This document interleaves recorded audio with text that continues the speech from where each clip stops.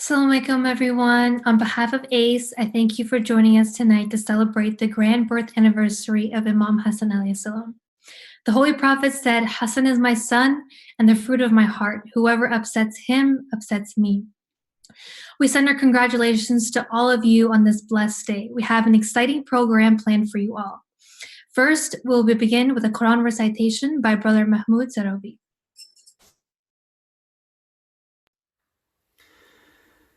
أعوذ بالله من الشيطان الرجيم بسم الله الرحمن الرحيم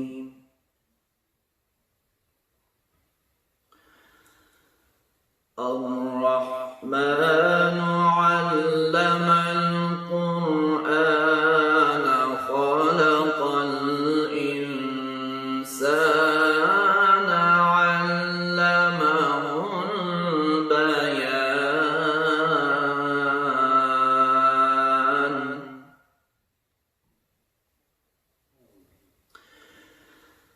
الشمس والقمر بحسبان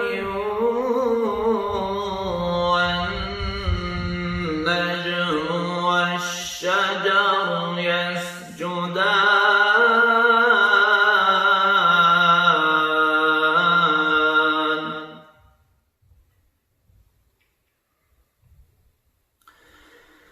والسماء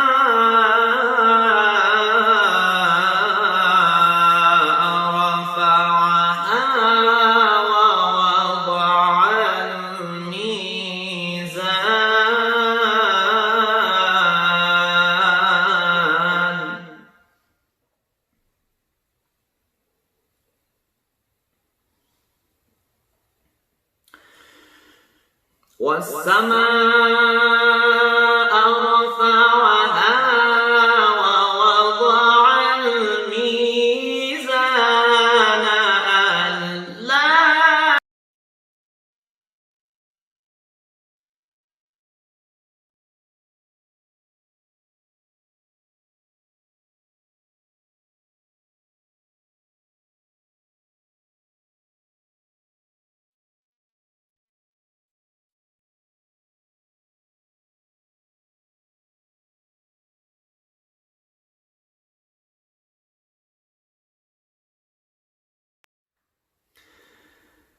أعوذ بالله من الشيطان الرجيم بسم الله الرحمن الرحيم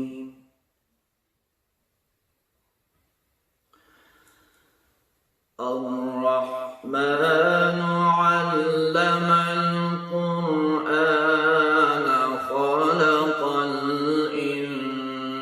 الإنسان علمه البيان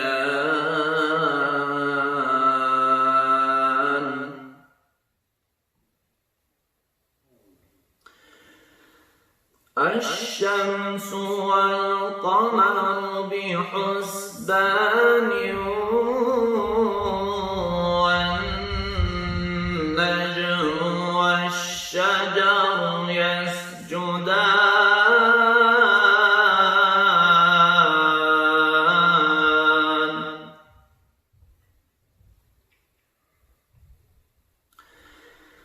والسماء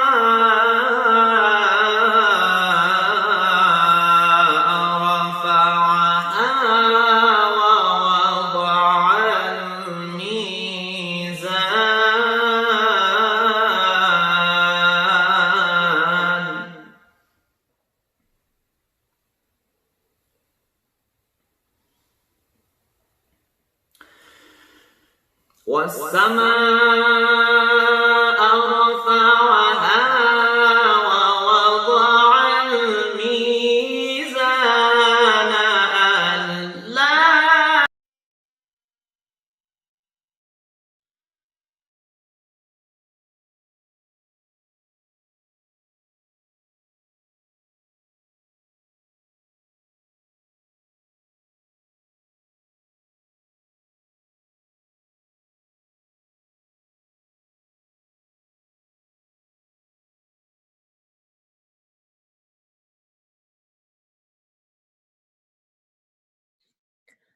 All right, so sorry about that. We are having a little bit of technical difficulties with the recitation, but nonetheless, thank you so much, Brother Mahmoud, for that beautiful recitation. Next, we do have a nasheed by Brother Farid Al-Najafi, and then we'll dive into our lecture with our honored guest, Said Ali Abbas Razawi. Following the lecture is an interactive game of Kahoot trivia here on our live stream. Brother Farid Al-Najafi is known for his beautiful recitations about the Ahlul Bayt in different languages. We're pleased to now have a recitation by Brother Farid.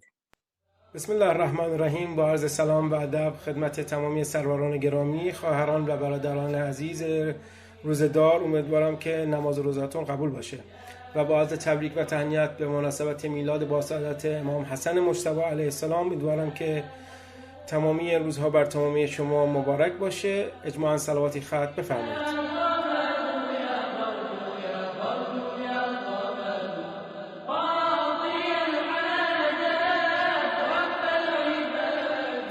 یا حسن ای که تویی مظهر یزدان به صفات، آفرینش شده از همت بالای تو مات. مجد ای دل، مجد ای دل، نور چشم مرتضی آمد، خوش آمد. شام میلاد امام مجتبی آمد، خوش آمد. غم مخور ای دل که در ماه دعا و استجابت، بهر تأثیر دعا روح دعا آمد، خوش آمد. بهر تأثیر دعا روح دعا آمد، خوش آمد.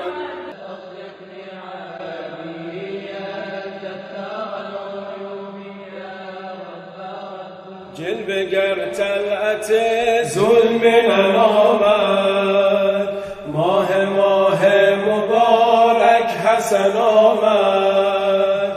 جلوه گر طلعت ظلم نامد، ماه ماه مبارک حسن آمد. خوش آمدی، خوش آمدی ای گل زهرا، خوش آمدی، خوش آمدی ای گل زهرا. یوسف زهرا حجت یکسا، یوسف زهرا حجت یکسا. زاده طاها بر همه مولا، بر همه مولا. تو چراغ بهشت رمضانی، تو امام تمام انس و جانی. تو چراغ بهشت رمضانی، تو امام تمام انس و جانی. خوش آمدی، خوش آمدی ای گل زهرا، خوش آمدی، خوش آمدی ای گل زهرا. خوش آمدی، خوش آمدی ای گل زهرا، خوش آمدی، خوش آمدی ای گل زهرا. کریم اطرت روح محبت، کریم اطرت روح محبت. جان مودت شافع امت، جان مودت شافع امت. خوش آمدی، خوش آمدی ای گل زهرا، خوش آمدی، خوش آمدی ای گل زهرا. کریم اطرت روح محبت، جان مبدد. کریم اطرت، کریم اطرت روح محبت، جان مبدد. شافع امت. خط و خال تو سوره تبارک، خط و خال تو سوره تبارک، گشت دور سرت ماه مبارک. خوش آمدی ای گل زهرا، خوش آمدی ای گل زهرا، خوش آمدی ای گل زهرا، خوش آمدی ای گل زهرا. نور یقینم، سر مبینم، نور یقینم، سر مبینم، یار و معینم، تمام دینم، تمام دینم. رمضان سفره مهمانی تو، رمضان سفره مهمانی تو، جان روزه داران قربانی تو، جان روزه داران قربانی تو.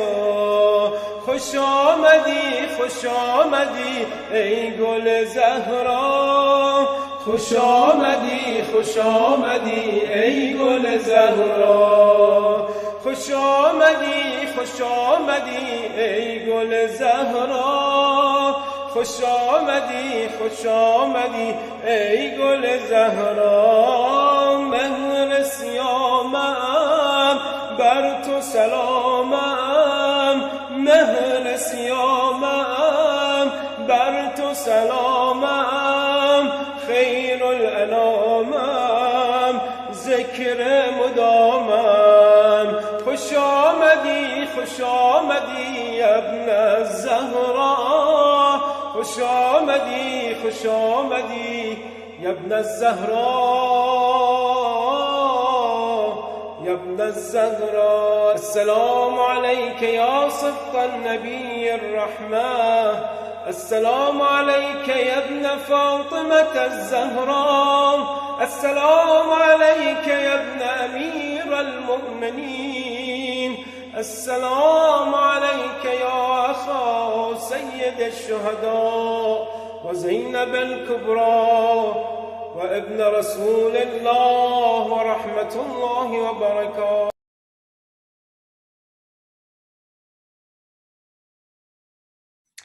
Thank you so much for that beautiful Nasheed. Before we start our lecture, I'll explain the rules of our Kahoot trivia. Simply go on your phone, open your Chrome or Safari, and type in kahoot.it. You'll enter the PIN 4446049, enter your full name, and begin to play. You'll see the questions and answers on our screen, and you'll pick the answer according to colors on your phone. For example, answer 1 will be in green on the screen and will show up as a green block on your phone. There are prizes for the first, second, and third places, so be sure to join our game. I'll explain the instructions briefly again and provide the PIN again after the lecture. But in order to be eligible for our prizes, you must put in your full name in the game or register at tinyurl.com/acegame. You may still play if you're not registered or anonymous, but you won't be eligible for the prizes, which are some great gift cards. I would now like to introduce our guest speaker for tonight. Sayyid Abbas Razawi is a world-renowned speaker and teacher. He has a BA in history, an MA in comparative philosophy, a JDL in law, and has studied Islamic sciences and theology seminaries. Sayyid Razawi uses his background in ethics, theology, and spirituality as a tool in breaking social barriers and building bridges in other communities. He has met with a wide range of influential personalities, including the Pope, and has been involved in several outreach initiatives, including the European Union. We'd like to thank him for taking the time to record this lecture for us. Please recite a salawat for his well-being.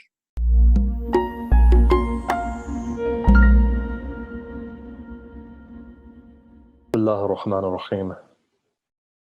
الحمد لله رب العالمين، والصلاة والسلام على أشرف الأنبياء والمرسلين سيدنا ومولانا أبي القاسم محمد وعلى آل بيته الطيبين الطاهرين المعصومين المظلومين الذين أذهب الله عنهم الرجس وطهرهم تطهيرا.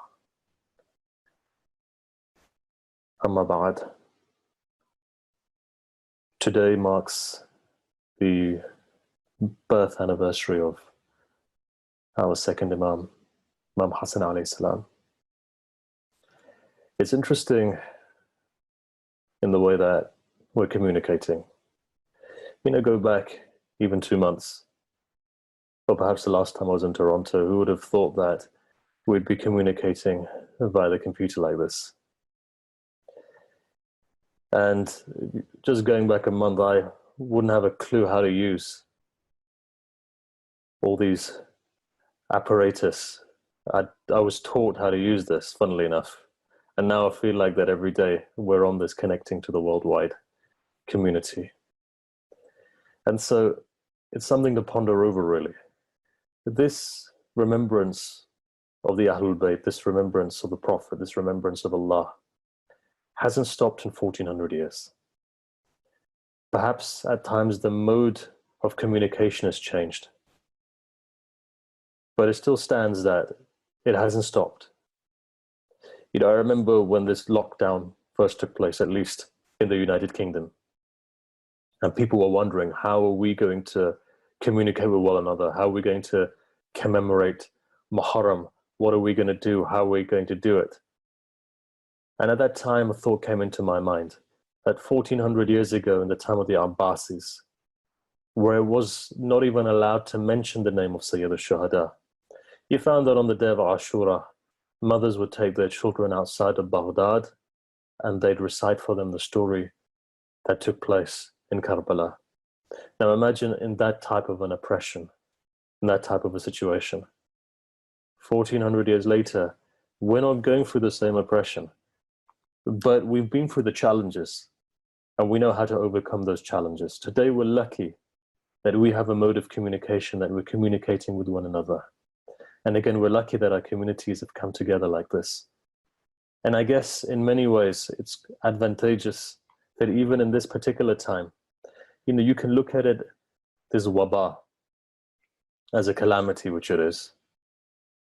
Many ulama have said this waba has come from Allah, and it's adhab in many ways. And yes, one could say that there's a lot of pain and suffering. And people in the media talking about this as being unprecedented. The idea of a pandemic is not unprecedented. It's been happening throughout history. The biggest example you have in the Quran or in the Bible is that of Moses and the waba that fell his qawm. So it's something that we've been seeing for 5,000 years or even more than that. You know what's new? What's unprecedented is the global nature of this, that all of us as a humanity is affected. And so bearing that in mind is going to be us as a humanity that come together to overcome this. And this is why you have profound traditions to say that when humanity does come together and they call upon a savior, at that stage that savior is going to come. So with that in mind, look, I'm sitting in my kitchen and you could be sitting in your kitchen, or you could be sitting in your front room, or you could be sitting in your bedroom, or wherever you are. We're communicating. So let's celebrate in this month of Ramadan. Know that this month of Ramadan in and of itself is blessed for many reasons. And one of them is this: people would always say, we never get time to truly spend in Ramadan to worship Allah because we have to go out to work and we have to travel and all sorts of other things. Well, guess what? We're in a lockdown situation and we're all at home, and we have the best opportunity to really, really make a difference in our lives. As many a times I've said that the problems that befall us are essentially because of ourselves, many a time. When you have an opportunity to sit back and reflect and to connect with Allah, only then can you truly come to realize how to remove your difficulties. Ulama have said, and there's traditions found within our books, that when a person dedicates their life for the akhirah, dedicates their life for Allah, what happens is that their difficulties and their hurdles become put to the side. they moved away from their pathway. If it's meant to be a blockage for you, that blockage is removed. So think about it. You've probably be spending the last 15 days in your homes. You've got the best opportunity at this moment in time. The first 10 days of Ramadan, this month of Ramadan, is about istighfar, repentance. And the true nature of istighfar is what? You're removing those blockages in your heart that separate you from your Creator. You're removing those blockages that prevent dua from reaching Allah. So for the first 10 days, you repent. Repentance basically means a movement of admission and then moving back to Allah. From those first 10 days, you go into the next 10 days. Into those 10 days that we're in at the moment. And these 10 days are the 10 days of mercy, rahmah of Allah. And then after that, the last 10 days are istijaba, acceptance of prayer. Now, how does all of this add on to our topic today? Let me give you a bit of an introduction, and then I'll tell you exactly how it adds on to the topic.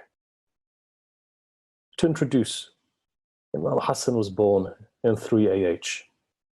You know what that means? That means 3 years after the Prophet migrated, according to our historians. At the age of 40, prophecy comes to him. 13 years he spends in Mecca. After that, 10 years he spends in Medina, 10 and a half years. According to a tradition in the 2nd AH, Amir al-Mu'mineen and Bibi Zahra alayhi salam marry. 3rd AH, Imam Hassan comes into the world. Imam Hassan is that personality, according to Majlisi, Allama Majlisi. He says that he went 2 or 3 times. Sorry, he gave all of his wealth 2 or 3 times, all of it, the entire content of everything that he had, to the fuqara. And 25 times he went by foot from Medina to Mecca to perform the remembrance of Allah, to go around the Kaaba, to do tawaf, Hajj. And you can imagine, look, if I was to say to you, can you walk by foot? You do that from Najaf to Karbala. And there are people who from either Afghanistan or Iran or different parts of Iraq, they walk, and it may take them 1 month or 2 months, but they walk towards Sayyid al-Shuhada. But they say Imam would walk, and sometimes one tradition says he would walk barefoot. But okay, you're the followers of that Imam. Let's say you're able to do that in the ishq of the Imam, especially the ishq of the younger brother of the Imam. Let me ask you a question. Who's able to, in this day and age, clear the entire content of their house for the sake of the fuqara? Let me ask you a question. Is that possible? Look, a person who doesn't have wealth, you find it's easier for them to part with wealth. But the more a person's wealth increases, the more difficult it becomes for them to part. You see a child, and I've seen this, if you teach a child to give, if a child even has $10, it can give $10 far more easily than if a person who has $2,000 or $3,000. And the more accumulation of wealth you have, the more difficult it becomes. So let me ask you a question. Can you follow that seerah to give? And I don't think that any of us can. I don't think it would be a lie to say that we have people like that in the world. There's only few people from 7 billion, only a handful of people, and not just once, not just twice, but here the narration says 3 times, to give everything, the entire content of your house. The question is this, can you do that? And it's difficult, it's not easy, right? But imagine the belief a person has after the once. Our belief is that Allah gives more, the second time, and he's not a poor man, he's a rich man. So bearing that in mind, with the richness that he had, the ability to give everything. Now, why do I say this? I say this because of this. You see, in this current climate that we're living in, this pandemic, when wabah spreads throughout the entire world like this, and okay, ulama have talked about hadith of akhir al-zaman, where the final wabah that comes will come from the east and goes to the west and comes back to the east. And at that second movement, that second wave, 1/3 of the world will be wiped out because of the White Death, Maut al-Abiyah. And 1/3 of the world will be wiped out because of fighting and wars. Right? And we have traditions like that. And I'm not saying we're in that time yet. Nor am I saying that that needs to happen. We as the followers of the Ahlul Bayt have dua and other things to remove any affliction that comes. But in a time of waba, the Urafa have said that the concentration of dua becomes diluted. So there are two things that we've been told to do. One, give sadaqah, and one, qurbani, right? So Urafa have said that prayer becomes diluted when waba spreads in such a way that it inflicts all of humanity like it is inflicting. So the intensity comes down. So in that situation, you've been told to give charity. The best form of charity is helping an orphan. You know, today we have certain charities that now you've got an app. On that app, you can plug in as much money that you want to give in. But anyhow, the fact is charity, whether it's to an orphan, a widower, or a widow, we have traditions on that. So what charity does, it removes difficulty coming. Let's say there's a difficulty that's going to befall you. If a person gives charity, it's removed. The seerah of Imam Hassan, that the fact that he gave so much, okay, if you can't follow that, and let's say the vast majority of us can't, at least the one thing that we can do in this month is to give charity, especially when you know that we're going through, as a community, so much. If I was to say it's not affected our community, I don't know about Toronto, but I definitely know about the UK. In London, we are seeing at least 5 janazah per day, right? Per day. If you go to North London, you speak to those people who are washing and shrouding, they will tell you that they are doing 5 a day. So you can imagine. And that's a huge amount for Muslims to be dying. Or at least last week, when I checked, they had been doing 5 a day from the beginning of this tragedy. And perhaps that one mosque is the only mosque in London, and then there's another one outside with PPE kits. But okay, fine, let's say one mosque in London, but 5. So in a time like this, what do? Okay, we have dua. The dua of Amir al-Mu'mineen is there, which, again, within our books, it says that if waba is going to come, it won't affect you. So every morning recite the dua of Amir al-Mu'mineen, will protect you. But with that, give charity. Even if it's 1 dime, 2 cents, 3 cents, whatever it may be, give that charity 1 penny, 2 pennies, $1, £1, €1, whatever it may be. At the same time, you've got qurbani, right? That food, when it goes to people, when it feeds those people, look, people don't have enough money in parts of the world to break their fast. The tradition is right there in front of us. Go and look at your books and you'll see. To give food to somebody to break their fast, look how much reward there is on that, right? In one tradition, it says it's like freeing a slave. But let's say the minimum effect of it is that your dua becomes mustajab. Look at it on the other side. It also gives you protection from bala as well, waba. And so take that lesson from the life of Imam Hassan. Go and learn to give in the way that Ahlul Bayt had the ability to give, right? Especially in these nights. In these nights, your heart's meant to be more open. Look at it on a positive angle. Yes, people are dying, right? Allah preserve all the people from this waba. But the fact that you're self-isolating, you have an opportunity in this month to take full advantage. Look, I've always said that you've got 12 months of the year. Those 12 months, essentially, what were they? A month represents the cycle of the moon. Basically, it's guidance. So in the same way as you have 12 Imams, the outer manifestation is 12 months. In the olden days, they would use the cycle, the months, to guide themselves. Those 12 months, when it comes into one, it equals 1 year. When the 12 Imams come onto one locus, they're the haqiqat Muhammadiyah, the one reality, right? It's reality of the final prophet. So in this way, from those months, you have 3 months which symbolize spiritual growth, but at the same time, they symbolize your life. Because there's 3 stages of your life. The month of Rajab is the first month, Sha'ban and Ramadan. So now go back to your life and see, your life is divided into 3 parts. The first part until you're baligh, bulugh, After that, until the age of 33. After that, 40 and onwards. 3 stages of your life.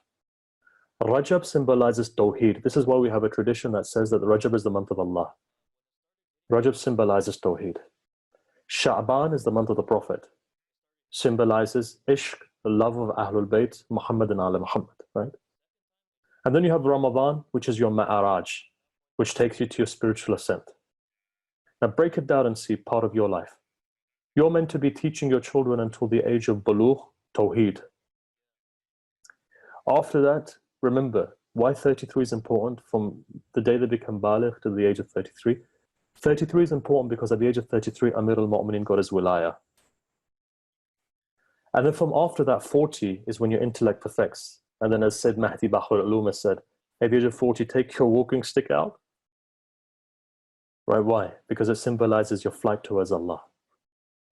After 40, prepare for your grave, basically.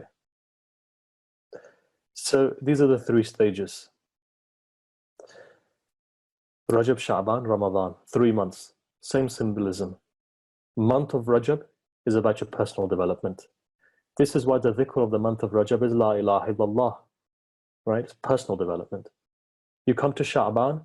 Sha'ban is salawat because salawat encapsulates the ishq of the Prophet and his family. And at the same time, if you look at the dua of Rajab, the dua of Rajab is what? About the self. Dua of Sha'ban is about community. So when your child gets to that age, when they become mature, Islamically speaking, after that you teach them Ishq of Ahlul Bayt, you take them for ziyarah, but at the same time you teach them about community, right? And then after that, if you've taught them well, if you look at Ramadan, the month of Ramadan, it's about flight.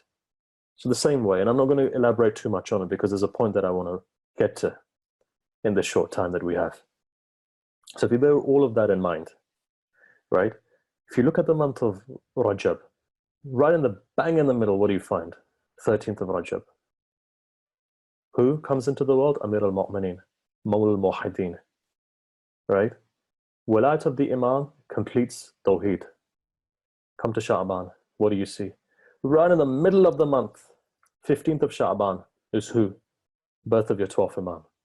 It's as if he keeps together everything, right? Rajab, Ramadan comes together, 15th of Sha'ban, in the middle of all of this. Birth of your Imam of the time. That's why he's central, he's pivotal for any kind of development in this time. And then in this month you have Imam Hussein, Sayyidah Zainab, Abul Fadl Abbas, Imam Sajjad. All of them come in the month of Sha'ban. Come into the month of Ramadan though. Who do you have? Imam Hassan alayhi salam. And you know what? From all of the, I would say the 5 Ahl Kisar, the one who's neglected the most is your 5th Imam.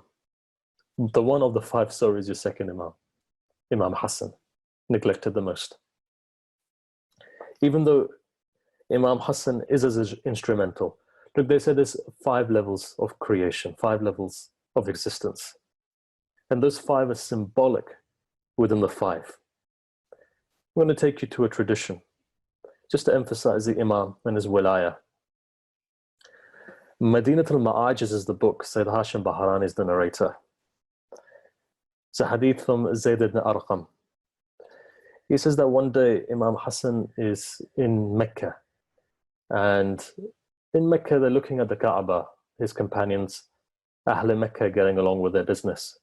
Obviously, the Haram isn't like it is today. In those days, it was completely different. Right around the Kaaba, people were working, trading, and so forth. So somebody comes up to the Imam from his companions and says, Mawla, can you show us a miracle? So that we can go back to Ahl Kufa and tell them about your miracle. He says, fine. Right? All of a sudden, people look at the Kaaba and they see the Kaaba is rising. And as the Kaaba is rising, in the hadith it says it's as if it's been hoisted up. So it's rising and it's in the air. And people go underneath the Kaaba. Some of them say it's magic, sahar. Some of them are saying we've never seen something like this. But you find people are going underneath. And then after that, the Imam instructs the Kaaba comes back down again. That is called Wiladat al-Taqwini. You've heard miracles of Amir al-Mu'mineen. Have you ever heard of miracles of Imam Hassan? Let me give you another one, just to show you that he is also one of our Imams. an accusation against the Shia is that they don't even reflect upon Imam Hassan. Well, let me give you another miracle as well. They say that the Imam was sitting there once on his musalla, his place of worship. And again, somebody comes and they mention to the Imam to show them a miracle. And the tradition says that it was as if the Imam went into the earth, disappears into the earth. And then after that, he comes back again. And when he comes back, in the tradition, it says he has a fish in his hand, which according to that particular tradition in Madinat al-Ma'ajiz, it says that there was a big fish and the Imam had got it from the 7 oceans, right? Meaning it was from far away, as you know, the 7 rivers, 7 oceans. And that particular power that he was showing, Tayal Ard, the ability to travel the world such that the world compresses towards you. And in the tradition it said Imam went into the ground. But that into the ground basically means he disappeared, right? And of course the narrator of this didn't know what was happening. How does a person get to that wilaya? You know, you've heard of stories of ulama, daravish, individuals doing that. How does that happen? As the Urafah say, 50% of the pathways in fasting, in all of your fasting. Imagine if you were able to do the proper fast, not just the fast of the stomach, but if you were able to do the proper fast, because remember, there's the fasting within Sharia, but then there's a spiritual fasting, that your eyes are preserved and your tongue is preserved and your ears are preserved and your senses are preserved and your heart's preserved and so forth. And look, we don't have time to go into this. You know, I'd need at least 2 or 3 lectures just to describe a proper way of fasting. But I want to say one thing, 50% of the pathway in and of itself, 50% of the spiritual pathway rests in fasting. It is that worship that has no second to it. What destroys all of your major sins, bar shirk, is fasting. What helps dua from being accepted fast is fasting. Look, you've seen in the Quran, who was it for 3 days who fasted? Why? Because Hasnain were sick. So what methodology did they use for shafa'ah? Fasting. And in the same way as, you know, when the stomach ceases, right? So go to the hadith of Unwan al-Basri. What does it say in that hadith? It says that the vast majority of diseases come from the stomach. And people ask why, okay, if you're not eating, why aren't you not drinking? Right? There's many people, because fasting is in all faiths. Hindus fast, Buddhists fast, Taoists fast, Jews fast. They fast 25 hours or so. Sometimes they eat one day and then they don't eat until the next day, in the way that Moses had taught. Or is mansoob that Moses had taught this. Christians were meant to fast 40 days of Lent. But Muslims are asked, why did you refrain from water as well? And sometimes I ponder over Unwan al-Basri's hadith, that the vast majority of illnesses come from the stomach. So imagine if you're able to cut that stomach off from eating and drinking in the time that we do. Urafah have said that this is a cure for many diseases. It bolsters the immune system as well. So it was interesting when people were writing and asking, in this current climate, should we be fasting? You know, should we suspend fasting just in case we catch a disease? And, you know, you look at it from the spiritual angle. Fasting actually bolsters your immune system. But of course, consult your doctors on that. And obviously you make your decision whether you fast or not. However, spiritually speaking, it has great benefit. Now, let me come back to you on another tradition, right? So there's 2 traditions here that I've mentioned. Let me give you a 3rd tradition of Imam Hassan. Again, Madinat al-Ma'ajiz. It's this first one that we narrated, Imam went into the ground, so to speak. The second one, it says that the Imam, again, somebody comes to him and says, show us a miracle. It says that he propelled himself into the sky. For 3 days he disappeared. And then after 3 days, when he came down again, in the hadith it says that I got what I wanted, right? And most probably it was in terms of knowledge. So we have these traditions which are there. We have these abilities which are there. And these abilities come through the stage of wilaya. One more thing I wanted to mention is this, before I go into actually the main crux of what I wanted to say. And the reason why I'm mentioning these miracles or these karamat of the Imam is because we hear nothing about him. You hear all sorts of things about the other Imams, but Imam Hassan's completely unknown. And so therefore I think that his Imamat needs to be known. You know, there's a tradition in Ma'aliya Sibtain, which says that one day Zahara alayhi salam comes to the Prophet and says that, what is the inheritance of my two sons? Or give my two sons the inheritance, as is narrated in Ma'aliya Sibtain. And Rasulullah replies, just to summarize, he gives two things to Imam Hassan and two things to Imam Hussein. For Imam Hassan was haiba, was the first thing. And the second thing was leadership. For Imam Hussein, for example, there's a jur'ah, as they say. And at the same time was the ability to be compassionate. Now, it doesn't mean that both of the Imams don't have all of these qualities. Sometimes a particular Imam is recognized for a particular thing. I'll give you an example. Imam Jawad, it's known as Jawad. But that doesn't mean the rest of the Imams were in Jawad. Imam al-Sadiq, right? But doesn't that mean that the rest of the Imams were in Sadiq or Amin? But certain Imams have certain qualities. It's like the names of Allah. Every name of Allah contains all the other names. But Ar-Rahman is Ar-Rahman for a reason, because it has a particular identity. In the same way, the Imams also have a particular identity. Now imagine if the Imam has inherited the leadership of the Prophet. Imagine what it takes for the Imam to sign a peace agreement with Muawiyah. Imagine what the situation must have been like. Imagine what the Shias must have been like. Having seen all of those karamat of the Imam, imagine what happened then. Final karamat I'm going to say, and then I'm going to move on very quickly to a particular tradition that I wanted to raise. One day the Imam was walking, again, said Hashmi Baharani narrates, he says, one day the Imam was walking and a group of deers walked past. Right? And as the deers walk past, Imam signals to the deers and the deers come back again. So, and the Imam begins to converse, right? Again, he's the warith of Sulaiman. Sulaiman was able to converse, as is the Imam. So one of his companions says, well, you know, you're talking to these beasts, but why don't you show us a karamat from the sky? So here in the tradition, it says that when the Imam either points or looks towards the sky, it says that from the sky, it's like, in the hadith it says it's like a door opens. Not literally a door, but it's like something opens and light begins to shine. And it says the light shines all over Medina, and in every house there's light. As a house penetrates, that light penetrates every house. Tradition says the houses begin to shake. Or Medina begins to shake. And at that moment, one of his companions says, look, you know, can you restore it back? And he restores it back. What's the point of me telling you all of these things? There's a wilaya which is there, wilayat al-taqwini of the Imam. Imam has wilaya, control of all of creation. Imam can show that. We as Shias, we as the followers of the Ahlul Bayt, we as Muslims, we as human beings, remember, insan is Khalifatullah. What is Khalifatullah? Insan also has the ability to do wondrous things, but we never truly achieve our potential.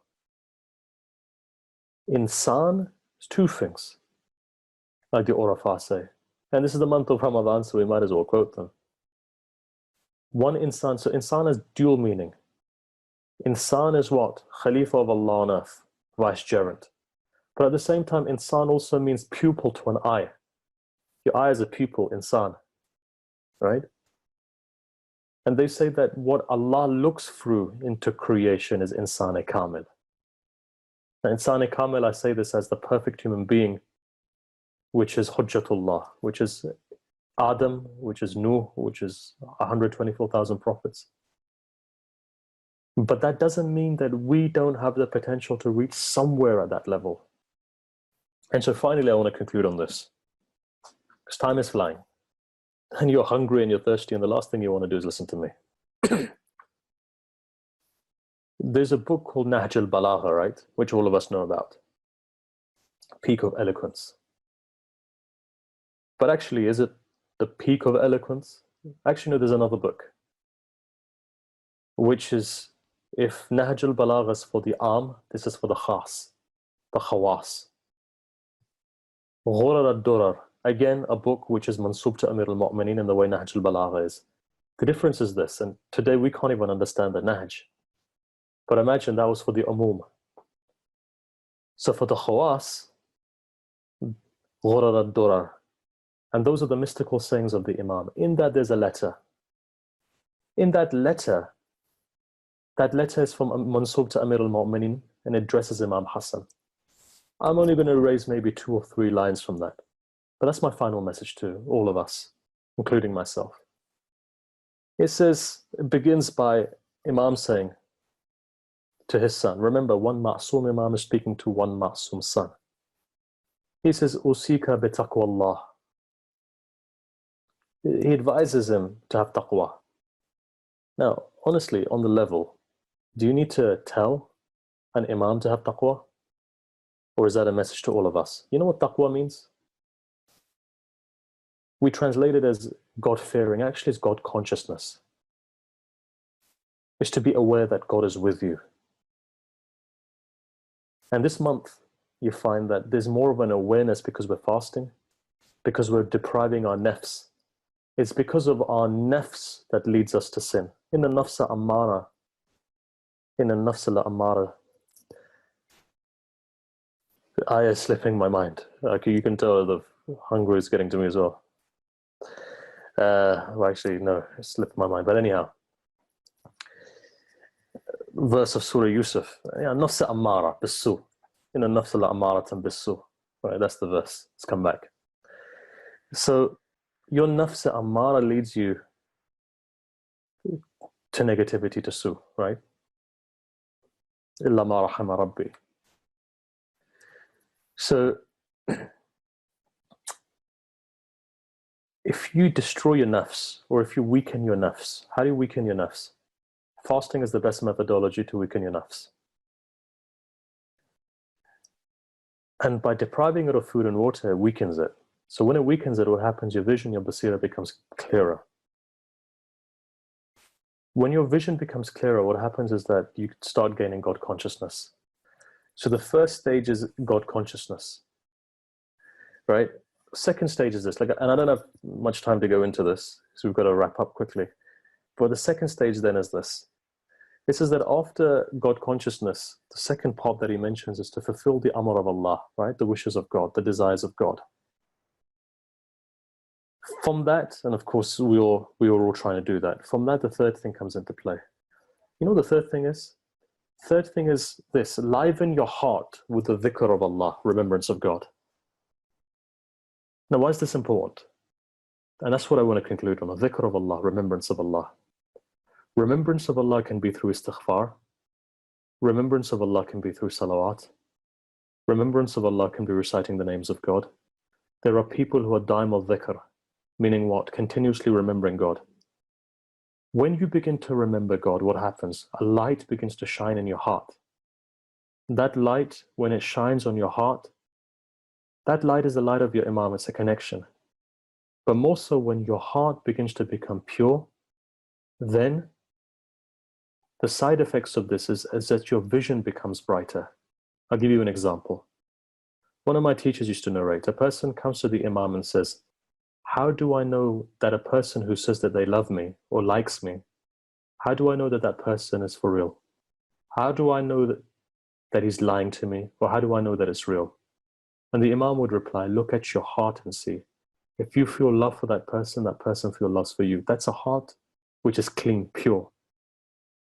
In the same way, we have a similar tradition that says that when it comes to, so somebody comes to the Imam and they say to the Imam, I love you. So the Imam replies, and again summarizing, replies, he says that, look, we have a way of knowing if you're for real or not, if you're telling the truth or not. Again, one looks into their heart. Same thing when it comes to Allah. If you want to truly understand your maqam in the eyes of Allah, then look into your heart and see what your maqam is. Right? Look into your heart and see what you hold for Allah. If you have love for Allah, Allah has love for you. It's reciprocated, it's like a mirror. But that's for a person who's ahl al-dhikr. Ahl al-Dhikr allows you to divorce your emotions. Remember one thing, the vast majority of people, they make a judgment or think with their emotions. And when you do that, you cloud your judgment. When you cloud your judgment, you're not making the right decision. But when you start doing dhikrullah, your heart becomes pure. You've heard of people being able to read other people, or for example, to look at the dhamir of other people, or to look at all of these phenomenal things. How does that happen? It happens when your heart is pure. And that starts off with dhikrullah. Starts off by removing the cobwebs from the heart. So look, I want to bring all of this to an end. I'm going to conclude on this, because it's been about half an hour or so. Conclude on this point. Look, today we're celebrating the birth of Imam Hassan. Let's take a lesson from his life. If there was one thing that encapsulates him, I would say that's patience, right? The one quality that sticks out in my mind, and there's vast amounts of qualities that may stick out in your mind, but what straight away comes to my mind is patience. When a person becomes patient, what are they truly saying or becoming? Reliance in God, right? Reliance in God. How does that happen? When a person purifies their heart from riba, from lying, from cheating, from backbiting, from stealing, from both. And the only way we can truly comprehend this month is if we remove both from our heart, right? It's one of the stipulations of this month. There's a particular khutbah of the Prophet that says in preparation of this month, we need to do certain things, or 4 things at least. One of them is to remove both from our heart. When your heart is purified, only then can you truly understand all of these things. So let us pray that on the birth of Imam Hassan, Allah gives us the opportunity to purify our heart through his remembrances, dhikr. And at the same time, in this month, we can gain more God consciousness. And we can fulfill all of the obligations that Allah has put upon us. And at the same time, for the sake of the Imam alayhi salam, Allah remove our difficulties, whatever they may be, and preserve us and all of us from this wabah of COVID-19. And may all of us, safe and sound, reach the tunnel at the end, the light at the end of the tunnel. Allah hasten to the hur of the Imam alayhi salam, and make us all part of his ansar. Wa sallallahu ala sayyidina Muhammad wa alihi at-tahirin.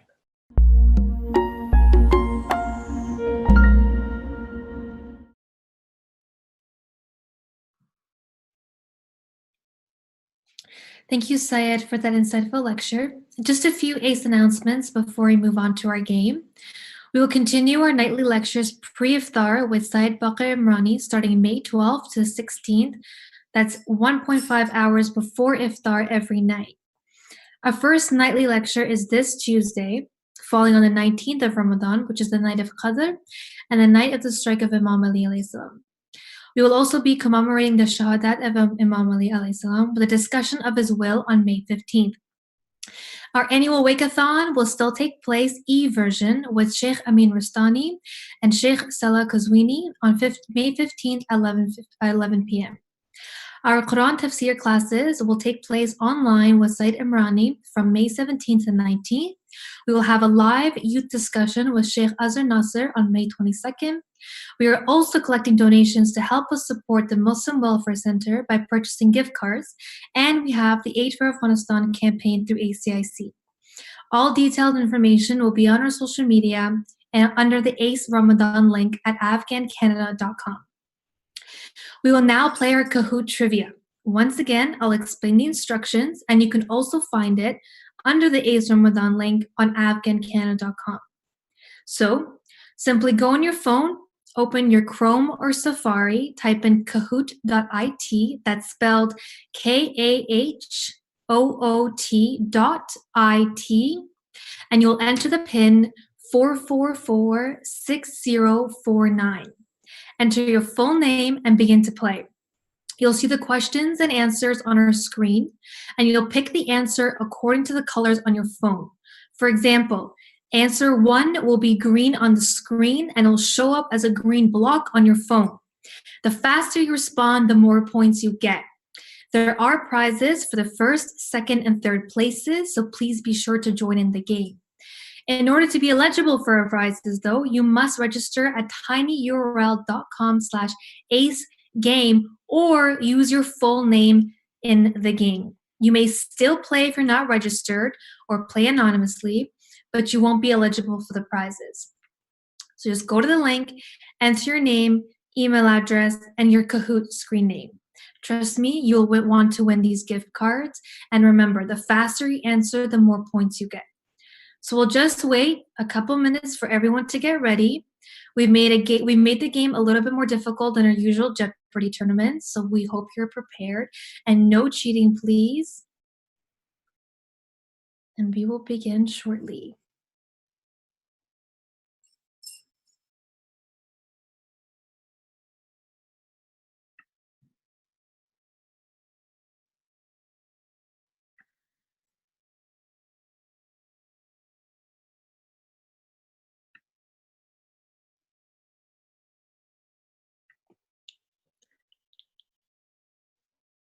"58 players. We're gonna have a full house. Ooh, 60. That is quite the competition. 60 players.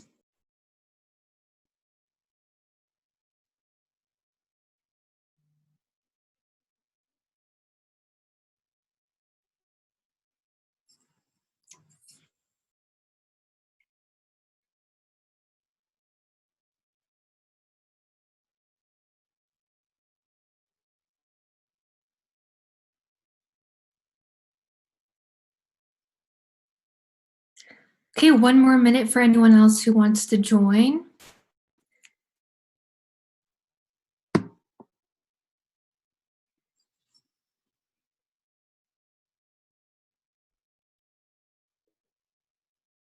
"69 players. We have a full house."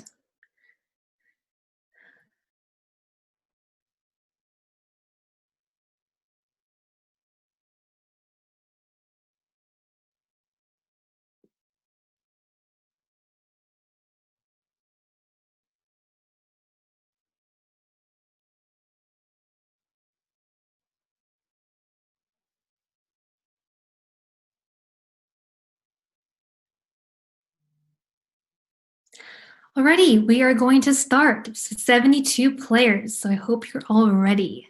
Competition is tough.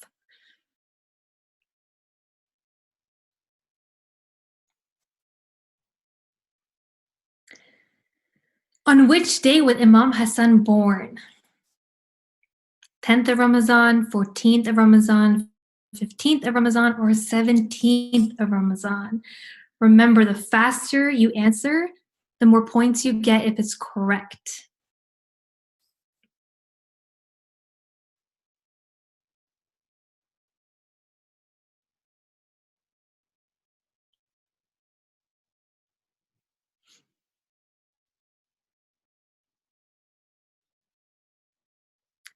All right, answer is 10th of Ramadan. But I think Kahoot got it wrong, so it's the 15th of Ramadan, to be honest. Anyways, next question.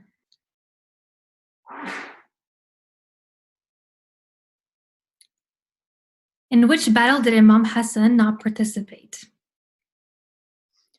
Nahrawan, Siffin, Jamal, and Badr.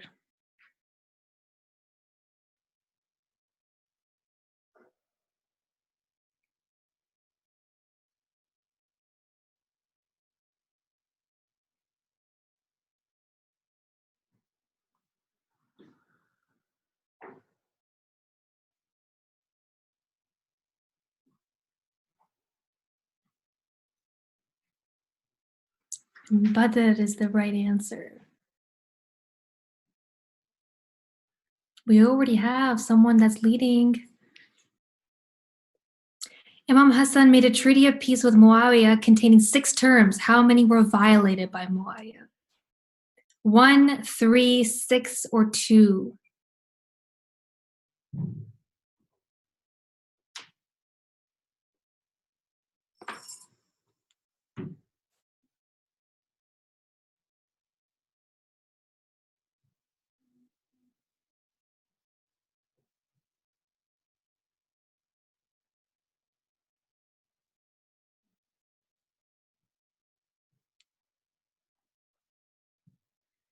Answer is 6.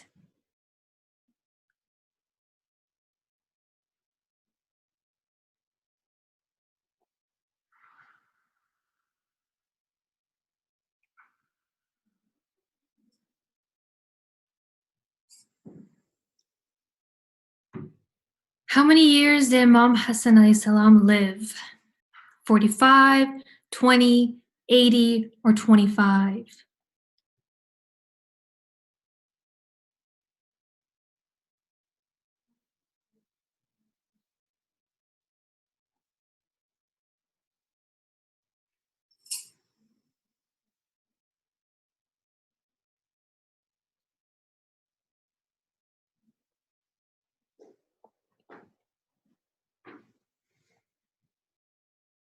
"45 is the answer.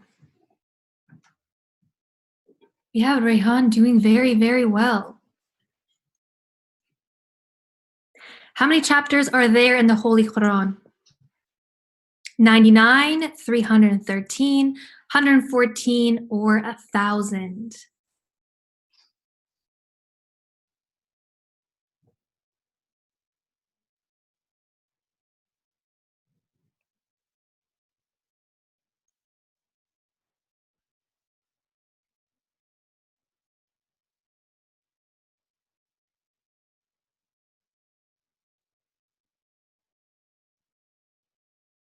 "114 is the right answer. Ooh, and we have Amira taking first place, which is not an NHL team. Dallas Stars, Toronto Maple Leafs, San Jose Sharks, or Seattle Hawks?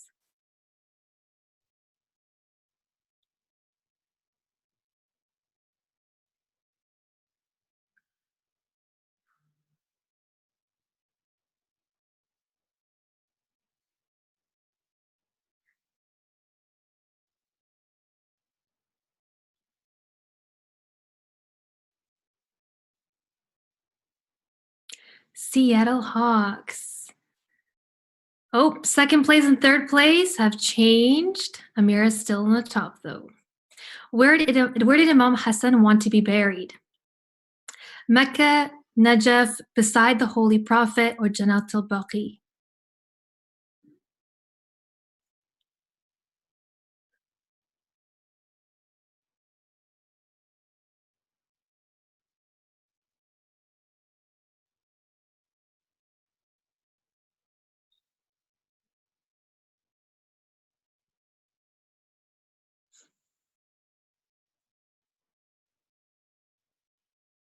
Beside the Holy Prophets. Sallallahu alayhi wasallam. Oh, we lost our third place, but Amira's still on top. You go, girl. Where was Imam Hassan alayhi salam buried? Masjid Nawawi, Jannat al-Baqi, Karbala, Masjid Quba.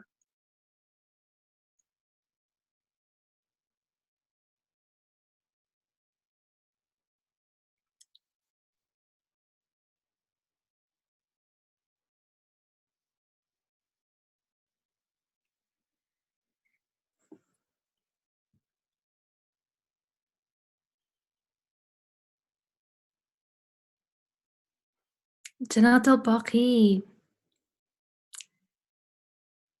Oh, same stats. Which of the Imams is not buried in Jannat al-Baqi? Imam Hassan alayhi salam, Imam Baqir alayhi salam, Imam Sajjad alayhi salam, or Imam Qazim alayhi salam?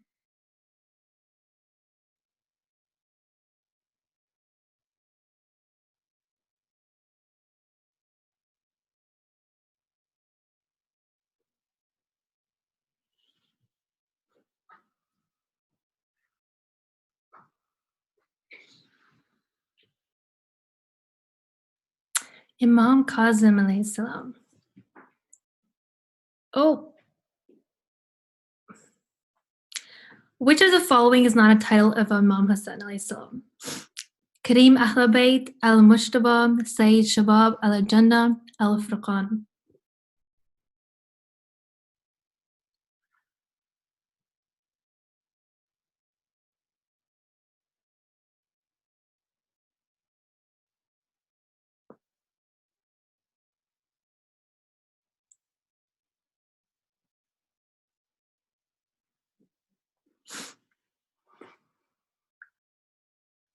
Al-Furqan.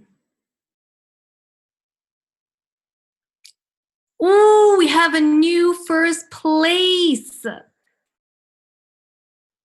Think about the gift card, everyone. Who was martyred in the Battle of Uhud? Jafar, Al-Tayyar, Hamza, Zubair, Ammar.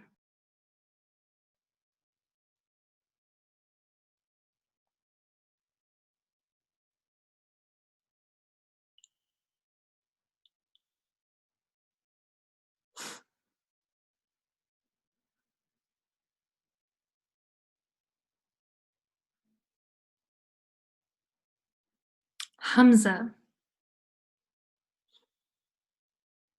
Oh, same stats. Which country has the most freshwater lakes? United States, Canada, Australia, or India? This one's easy, guys. Think about the gift cards.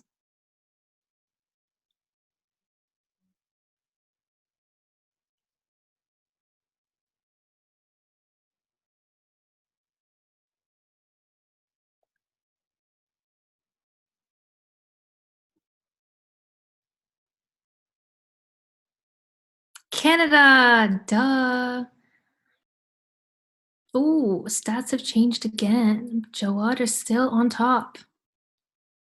On which date was Imam Hassan alayhi salam martyred? 28th of Safar, 10th of Muharram, 15th of Muharram, or 18th of Muharram?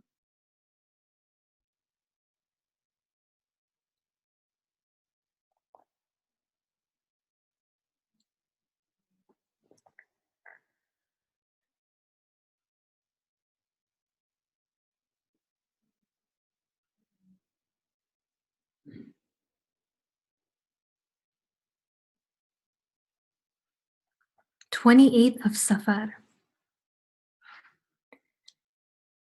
Ooh.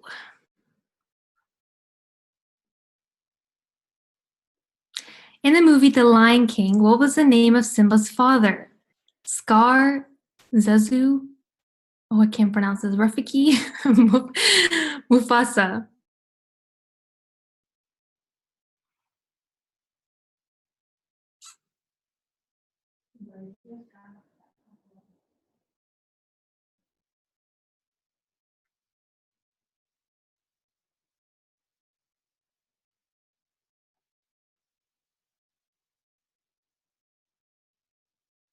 Mufasa.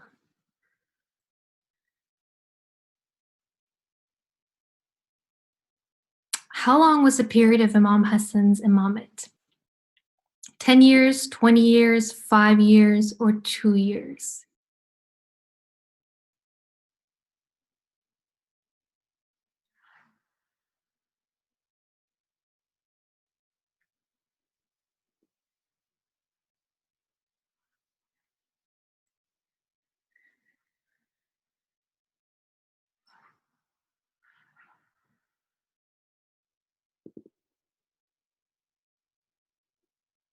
"10 years." Ooh, Abbas Hussein is our next first place. Where was Imam Hassan alayhi salam born? Mecca, Medina, Yemen, Najaf.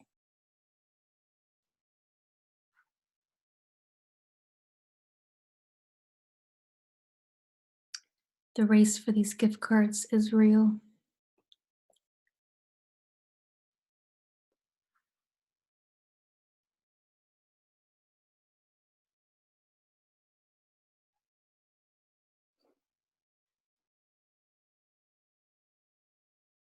Medina.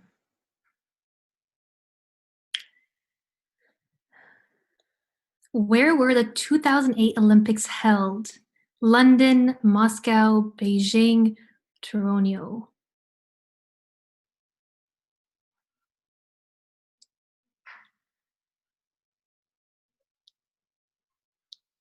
Rest in peace, 2020 Olympics.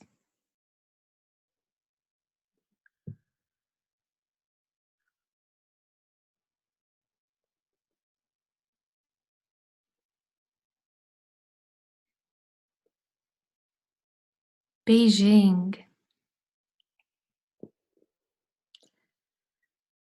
Dark chocolate is back in the game. Good to know. Which of the following was not one of Imam Hassan's children? Fatima, Qasim, Abdullah, Mahdi.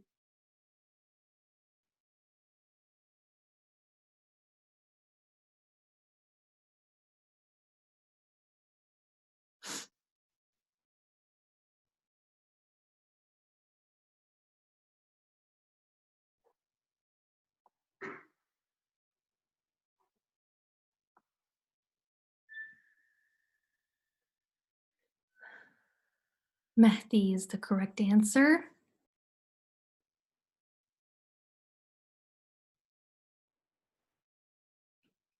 Which of the following was a common title of the Holy Prophet? Al-Sadiq, Al-Rida, Al-Qadim, Al-Amin.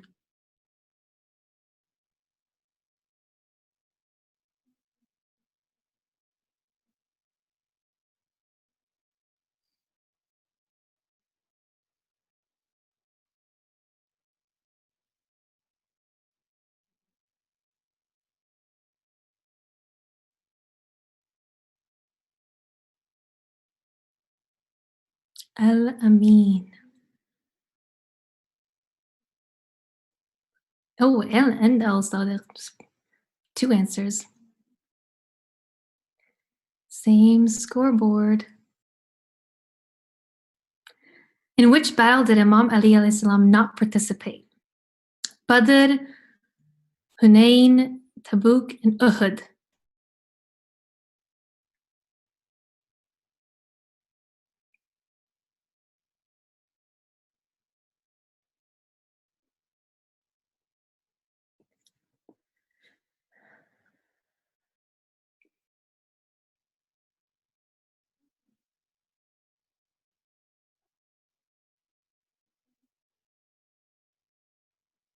Battle of Tabuk.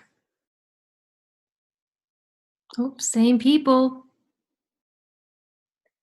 Who was the runner-up in the 2014 FIFA World Cup? Brazil, Netherlands, Argentina, or France?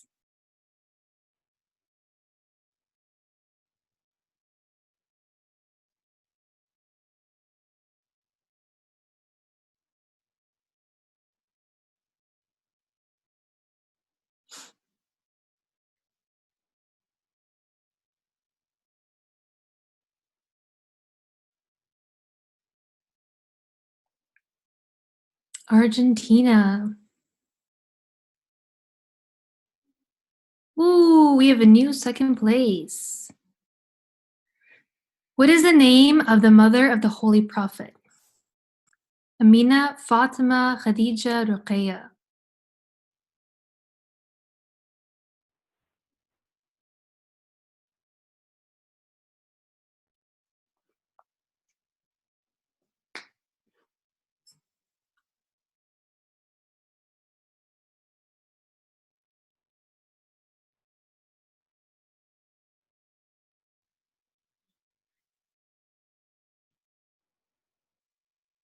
Amina.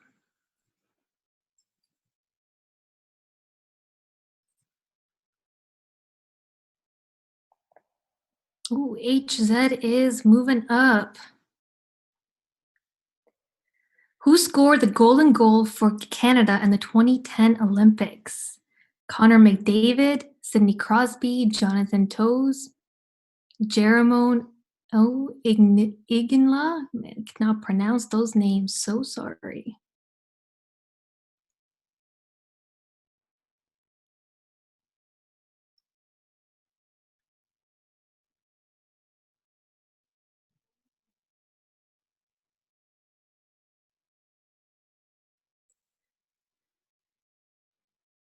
Sidney Crosby. Oh, and Samir is our new first place. Who was not one of the Prophet's children? Fatima, Ibrahim, Qasim, and Jafar.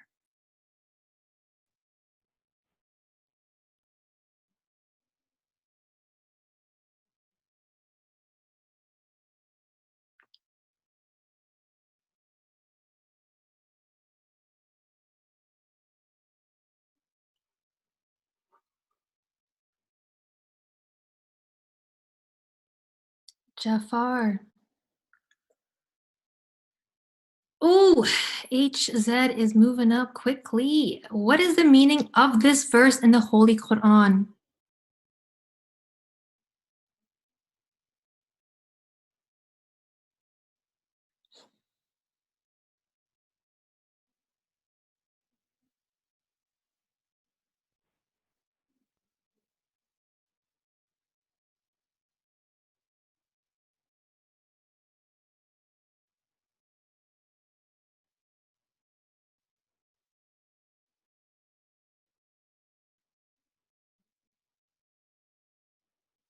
I answer the supplicant's call when he calls me.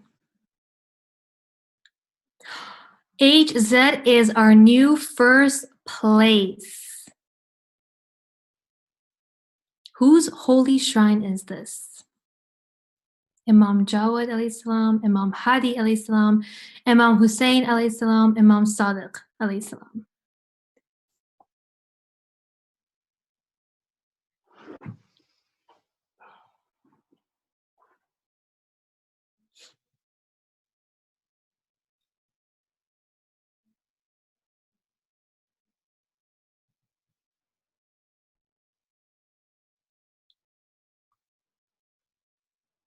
It is Imam Jawad alayhi salam. Ooh, new second place. In which year was the Treaty of Hudaybah signed? 24H, 68H, 3AH, and 10AH.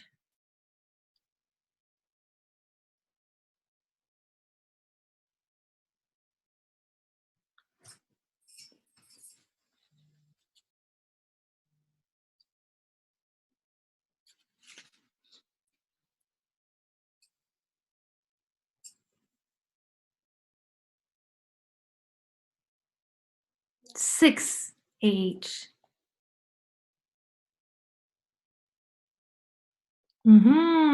See, Samir is creeping back up to the top. Who won the 2018 FIFA World Cup's Golden Boot Award?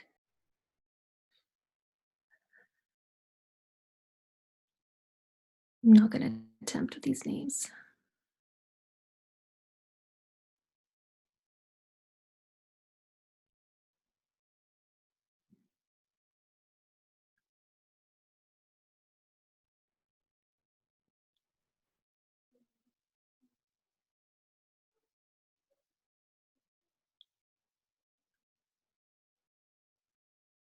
Harry Kane.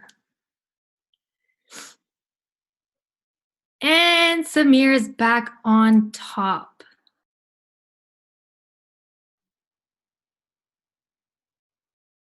Which country is not landlocked? Mali, Chad, Burkina, South Africa.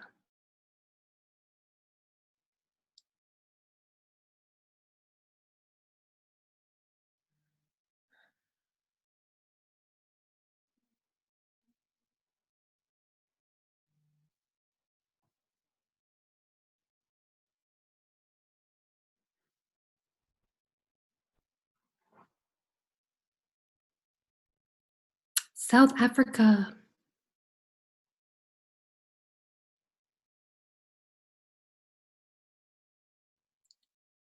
Which lake is located in the ancient meteoroid impact crater? Just guess. Lake Machu, Lake Superior, Lake Bosumtwi, Lake Pompatan. Definitely butchered those names.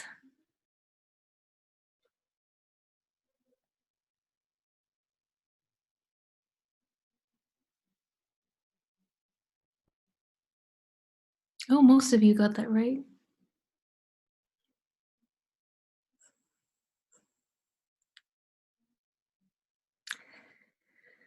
Last question. What is our social media handles?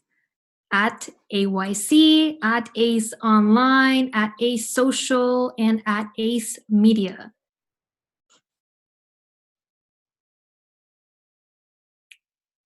This is an easy answer. Ace Online. Those of you who did not get that's really disappointing.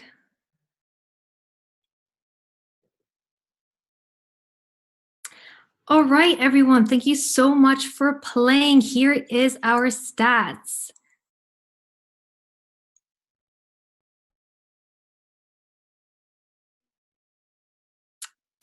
Thank you so much to everyone who played.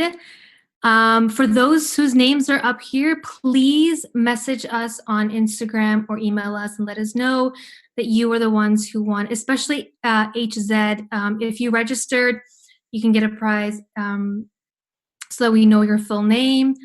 Thank you so much for joining our program tonight. And we hope that you enjoyed the program. Jafar, if we know we have your full name, but Samir and HZ, if you both can contact us and make sure you're registered, otherwise you cannot get the prize. You can just email us or you can send us a message on social media.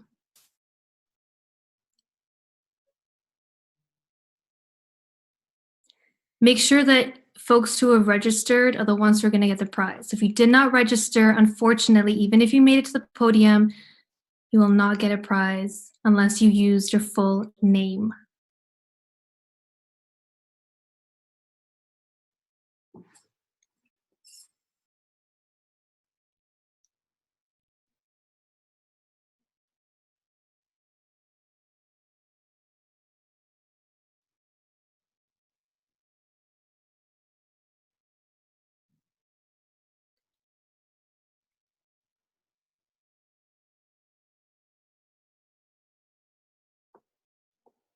Here are our programs for the rest of the holy month of Ramadan. You can find all this information on our social media and under the ACE link on afghancanada.com. HZ, looks like you did not register, so unfortunately only Samir and Jafar can contact us. We will be looking up for that.